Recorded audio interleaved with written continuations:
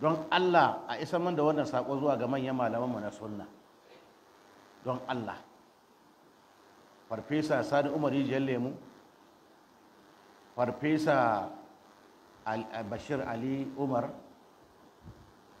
Farfesa Dr. Abubakar Birnin Kudu, wa'innan farfesoshi da sauransu irin su Farfesa Mansur Sokoto, wa'innan mutane suna nan da yawa, ina fara sai in lissafa sama da 100. Mayar da martani zuwa ga 'yan bid'a da zafi ba aikinku ba ne.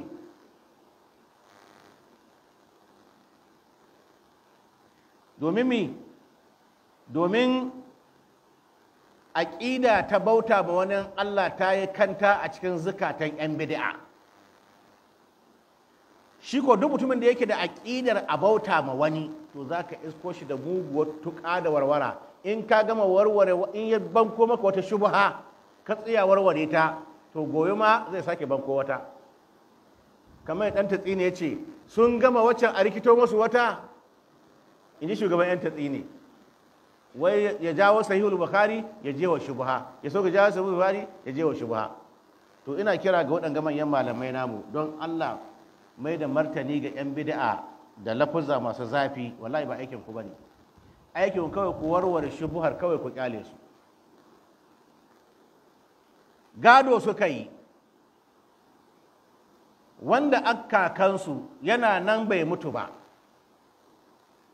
shi ne wanda ya tasa shugaban malaman sunna na ƙasar nan a gaba. Ba shi aka fara sa wa'azi ba a Kaduna, wani babban malami ne aka fara sawa a matsayin mai tafsiri a Kaduna domin ya ci karo da babban malamin sunna mai tafsiri a Kaduna. Nemo shi aka yi musamman. Sai wancan malami ya zo, malami ne mai ilimin gaske, sai ya zo sai ya fara almadakhalu fi bismillahir rahmanir rahim.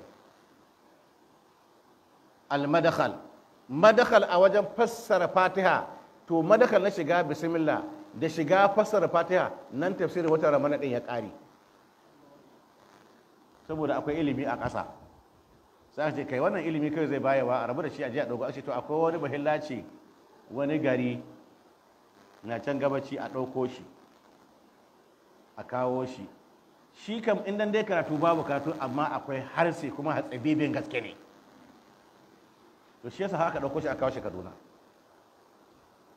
Da ko ya zo hatsabibancinsa har lokacin da Allah ta bata ala ya kai ga yanzu harshensa bai iya magana, bai daina sukar babban shugaban malaman sunna na ƙasar nan, bai daina ba. Kuma sannan ya haifar da waɗanda za su ci gaba da zagi da cin mutuncin malaman sunna, amma Allah mai iko ne bisa ga ya shirye da su. To ku malaman sunna, mai da martani da faɗa da sauransu da maganganu duk ba shi bane. Ku yi koyi da shugabanku na karantar da suna ta manzon Allah sama, wanda ya fara ta a Kaduna.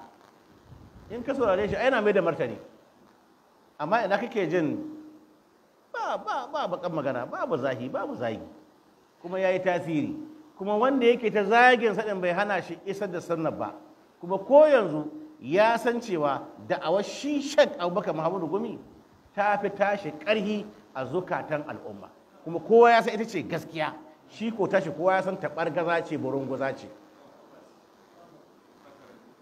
Saboda haka malaman sunnan mu, don Allah, su farfesoshin nan da na faɗi sunanku da wasu da ban faɗi sunanku ba, don Allah, magana mai da matari ga 'yan bid'a ta hanyar kaushi sai dai idan an yi fushi, wannan kuma kaga illa an yi haɗa bikon kenan.